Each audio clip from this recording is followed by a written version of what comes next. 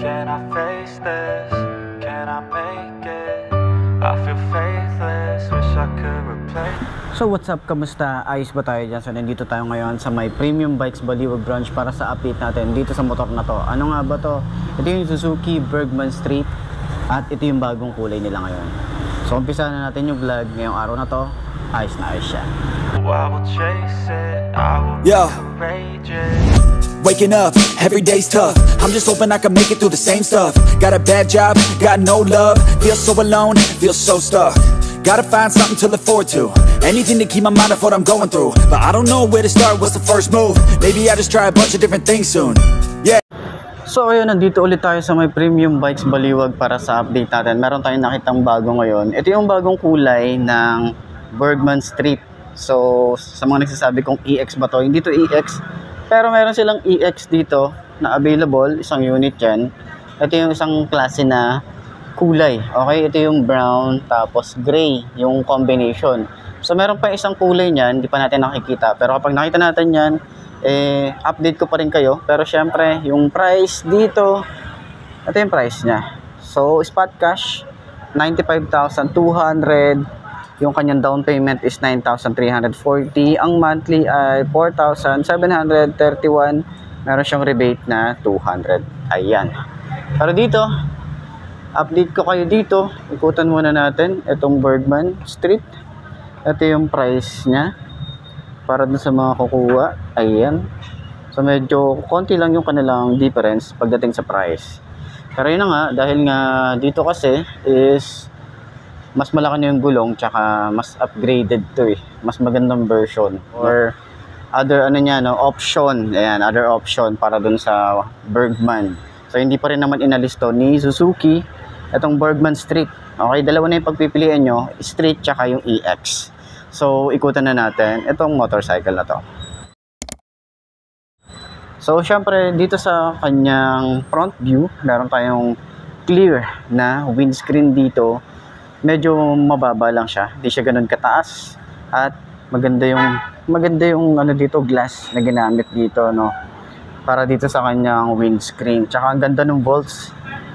And yung iba diyan pinapataasan para at least yung tama nung hangin hindi rekta sa ating helmet. Pero yun na nga, maganda yung accent dito. May black accent dito. Okay, tapos isa sa mga nagustuhan ko rito compared dun sa mga nauna, katulad nito, meron tayo rito black na matte, yung red, tapos yung white. Iba yung pagka-white nito. Pero iba kasi yung datingan nito. Ito yung bagong kulay ng Bergman's Street. Ayan, meron siya mga glitter effect dito. Pag nilapitan niya ng maigi yan, kung observe nyo siya, malapitan. Ayan, napakaganda ng datingan niya. Yung paint job talagang panalo. Suzuki yan diba? So yan, meron pa rin tayo ditong premium na emblem ng Suzuki. Isa sa mga gusto kong premium na emblem. Part na to is matte finish. Pero elegante pa rin talagang tingnan yung ating headlight dito. So LED na yung ating headlight. And then yung park light niya na nandito. Yung kilay is LED rin yan. So split type yung datingan ng ating headlight. And meron siya mga chrome design dito. Silver lining. Okay. So, yung ating signal light is nandito pa rin naman sa side. So, bulb type pa rin naman yan. And yung dating ng style is same pa rin naman. Ayan, wala naman masyadong binago rito. Yung kulay lang naman, in-update lang naman. So, ganun talaga yung nangyayari. Sa mga motorcycle natin is taon-taon nilalabas na iba't ibang kulay, di ba? Kanyang front fender, napaka-bulky nito. Ito yung bulky talagang tingnan. Napaka-bulky niya. Tapos, ang ganda rin ng paint job. Ayan, meron din tayong mga lining, mga edges, design, and mahaba din yung kanyang extension. Tapos sa ilalim, madali lang din siyang linisin kasi naka-close. Pero sa pinakataas niya, ayun, sa taas dito, yun yung daluyan ng hangin. Yan. So, naka-telescopic fork tayo rito, matte finish na naka-mugs, tubeless na rin to.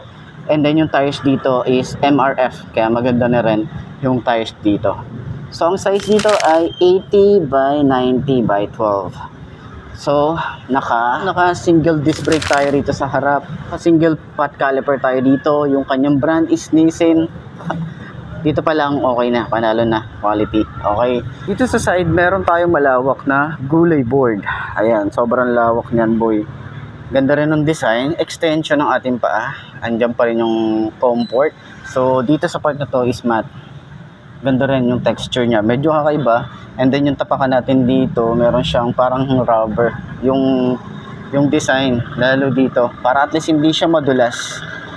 Yan, so kung meron tayong mga pinamili, meron tayong lagayan dito.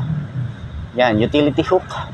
Meron din tayong utility hook dito sa ilalim ng upuan. Ayan yung design niya. Pero kung hindi nyo gagamitin, pwede nyo itago. Yan. Sa kanyang compartment or dito sa side pocket, meron tayong USB port dito. And then ready na yan. Cord na lang yung ating kailangan. And malalim yung ating compartment dito. So malalim din yung compartment dito sa side. Pwede kayong maglagay dito ng cellphone, bottled water, siguro mga 500 ml, kasya. Then stylish yung kanya ignition key, maganda rin yung paint job dito. Meron tayong shutter lock dito para sa safety ng ating motor. Sa handlebar, syempre upright position pa rin naman tayo rito. Nandun yung comfort. So sa kanyang panel gauge is naka fully digital tayo rito. Makikita natin is yung kanyang signal light, left and right, yung kanyang engine check, yung warning sign, tapos pag naka high beam, meron tayong select and adjust, and then gusto ko yung quality rito. Gusto ko yung style dito sa side, para siyang kotse yung datingan, di ba?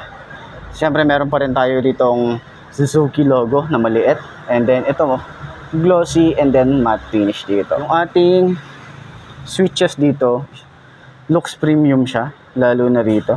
Ito kill switch and then push start. Dito naman yung kanyang throttle, medyo malalim pero ayan siya. Yan yung pinakapiga niya na yan. And then dito naman meron tayong bar end dito. So yung iba naglalagay dito ng side mirror, no? So pero dito yung lagay ng ating side mirror. Ayan. Sa lever, ito matte finish, tsaka medyo manipis lang yung datingan dito, yung style niya. Yung grip, gusto ko yung grip nito. Ganda ng quality niya, no? Ganda rin ng design. So, meron tayong high and low dito sa side, signal light, busina. And then yung lever, same lang din nung style dun sa kabila. So, wala siyang hazard. So, sana magkaroon din si Bergman nung hazard. Alam ko merong hazard dito si... okay, wala rin palang hazard. Pero meron siyang flasher.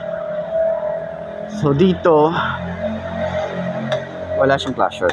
Yan. So, upuan, meron tayong premium na upuan dito. May mga stitches din yan. Kita nyo yung stitches dito. Napaka-premium nung datingan. Tsaka yung leather.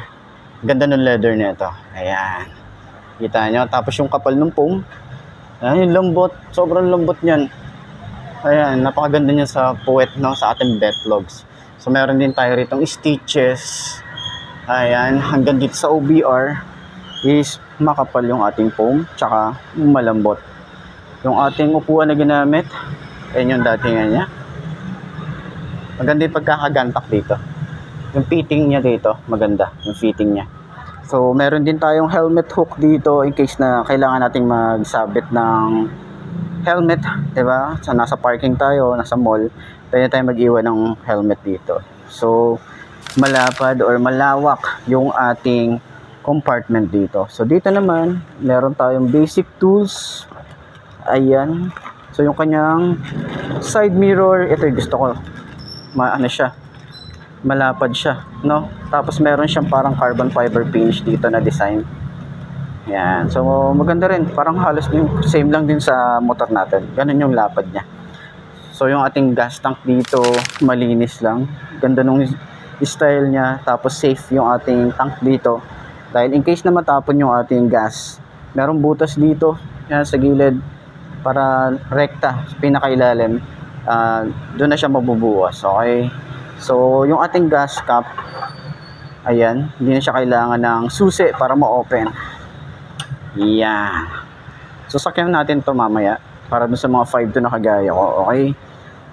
So, meron tayong kill switch para sa kanyang side stand, and yung ating style ng ating foot pegs para dito sa angkas. Okay? Ganda ng design dito.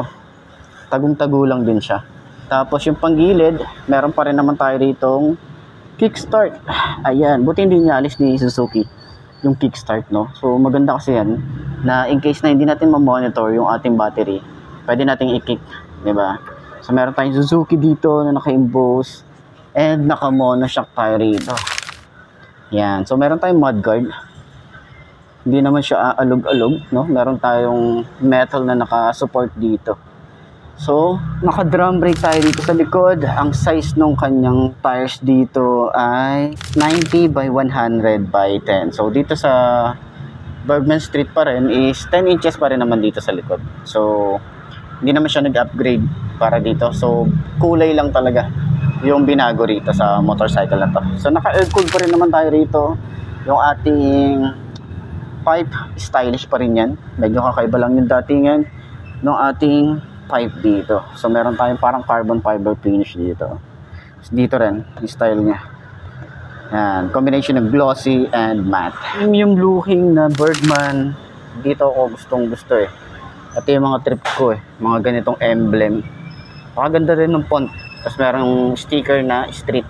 Dito sa gilid, yan o, kita natin yung mga edges dito. Yung mga curve design dito, 'di ba? Kaya ang premium nung datingan niya. So, sa kanyang grab bar, ito malapad din siya. Glossy finish din. Isang assembly lang to. Ayan, pag tinanggal natin yan, isang assembly lang. Sa tail light is LED, combination ng bulb type na signal light. And then meron tayong accent dito na chrome. So, may Suzuki na sticker, kanyang plate light.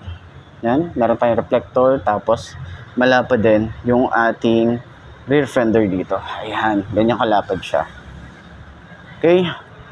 So, sakyan natin yung motorcycle para at least sa 5 to na kagaya ko, kung abot ba natin to, check natin, diba? Yan, pero ayan, dito tayo sa premium bikes paliwag. Ayos na ayos yan. Yeah, that could be the trick. 100 different things, I mean one has gotta stick. But how exactly do I pick? If I'm good at it, like a really good fit, or maybe passion is it? Something I could do every day, never miss. Something that I love, that could feel like a gift. Forget about the money and just find what it is. Can I face this? Can I make it? I feel faithless, wish I could replace this. I need changes, I wanna be the greatest. So I will chase it, I will be courageous.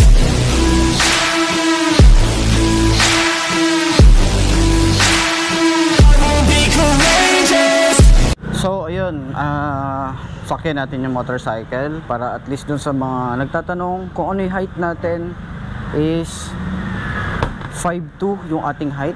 Ganyan nga pala siya kapag naka side stand.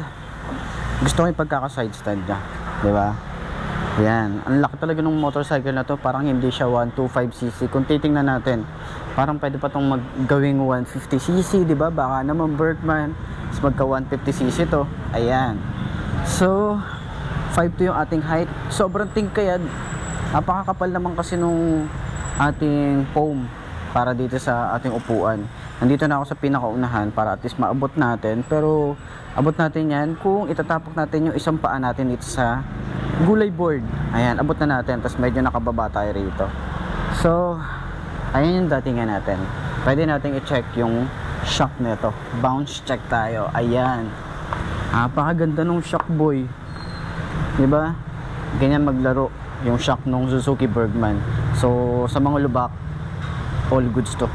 Sa likod, hindi ko masyadong pero ramdam ko kasi yung lambot ng upuan. Tapos ang lawak pa ng ating OBR, no? Dito sa part niya. Okay? So ayan, sa turning radius, napakalawak. Tatama na nga siya dito. Dahil nga syempre nasa unahan tayo. Pero ganyan siya kalawak, no? Hindi siya mahirap iliko-liko or isingit-singit, no? I-maneuver. Okay na okay to. So, ayan, para dun sa lahat ng mga gustong kumuha nito, lalagay ko yung contact number nila rito at yung price, yung updated price na to, napakita ko naman na. Pero check nyo pa rin, okay? Para dun sa mga naghahanap ng Bergman Street na bagong kulay, check nyo to. Baka ito na yan. Ayos na ayos yan. Magaan nga rin pala yung motor.